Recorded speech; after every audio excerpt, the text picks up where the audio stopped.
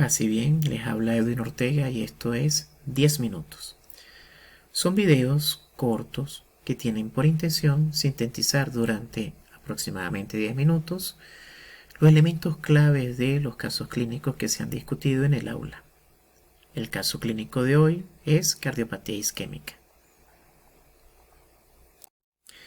Así tuvimos hoy entonces el caso del señor Salomón, un paciente que llega con un dolor torácico, específicamente en la zona baja del esternón, de tipo opresivo, fuerte intensidad, lo despierta, es un dolor que no mejora con los cambios de postura y que asocia parcialmente a una sensación de ardor en epigastrio, lo cual lo conecta con bebida y comida, con una ingesta exagerada de comida que tuvo la noche anterior.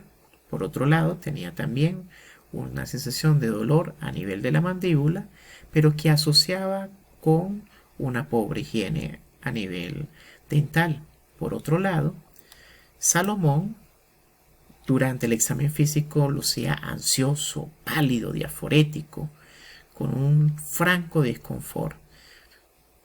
Tosía ocasionalmente y eso también le hacía conectar sus síntomas con lo que correspondería a un síndrome gripal que estaba apareciendo en su comunidad de trabajo.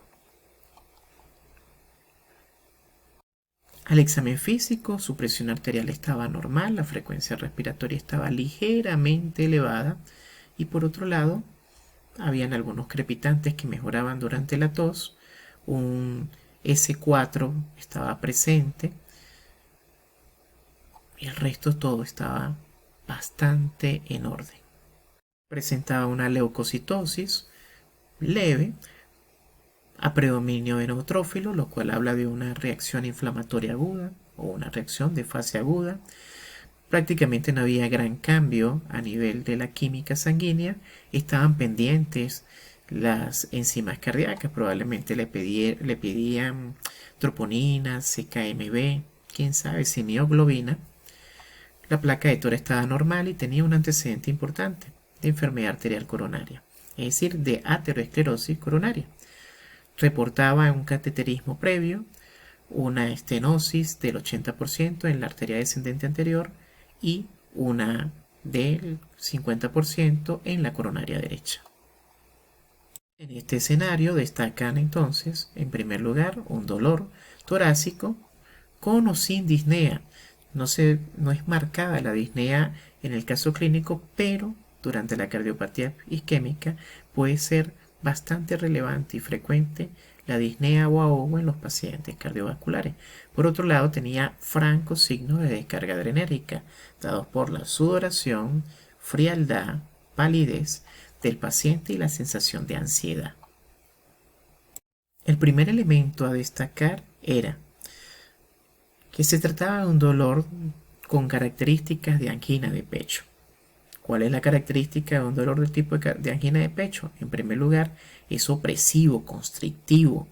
Él hablaba de como si tuviese alguien sentado encima de su pecho, que puede darse en la zona precordial y que se puede irradiar hacia cuello, mandíbula, como es el caso del señor Salomón, pero también hacia el miembro superior izquierdo, como no describe Salomón en el caso.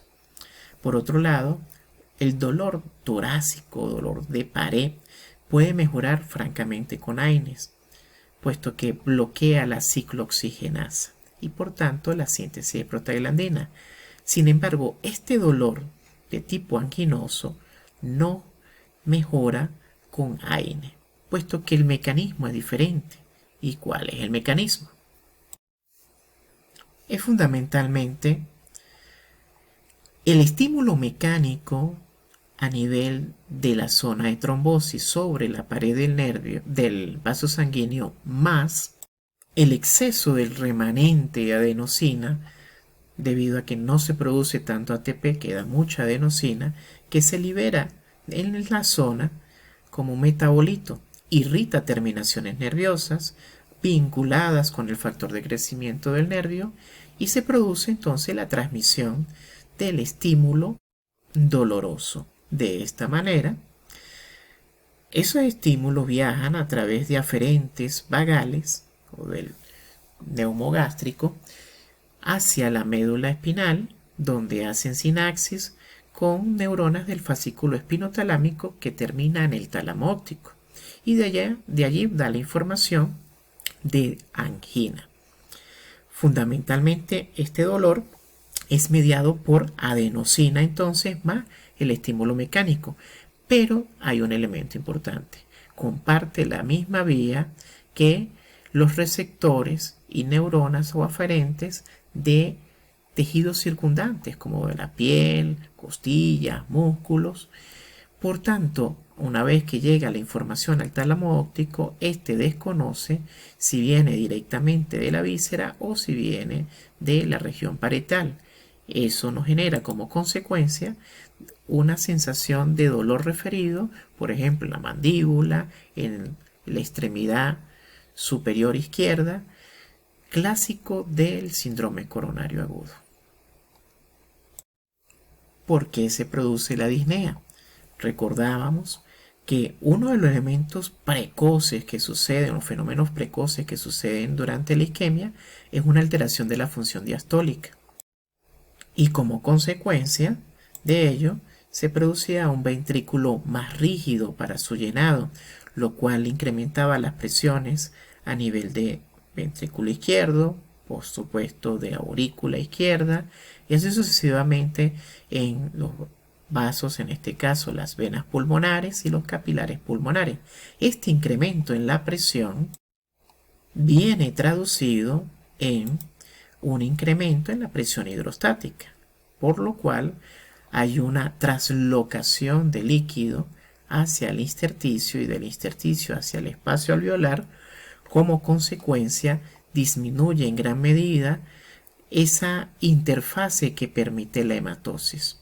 Por otro lado, va llenando de líquido la cavidad alveolar y por tanto genera lo que denominamos edema pulmonar como una de las causas centrales de la disnea de un paciente con síndrome coronario agudo.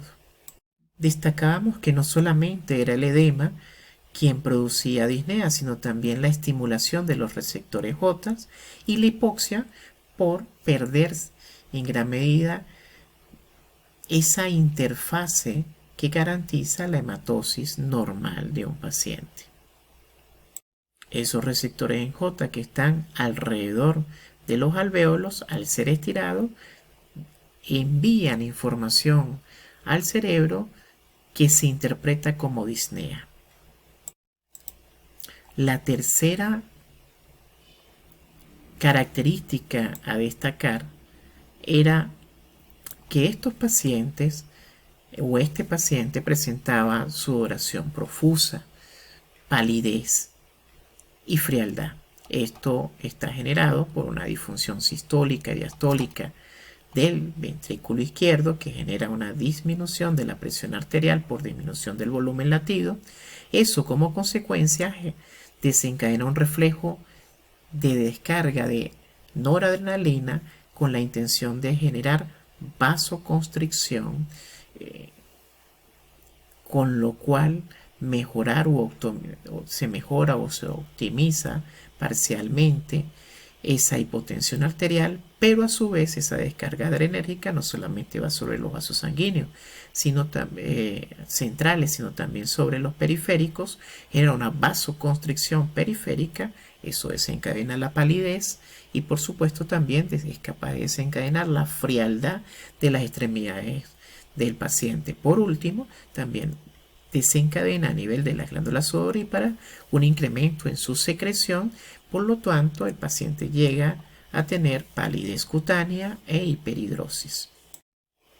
Por último, y no menos importante, el paciente tenía más de media hora de dolor torácico, lo cual nos hace sospechar de que era un paciente con un infarto de miocardio, considerando el umbral de lesión e isquemia que habíamos planteado durante la clase.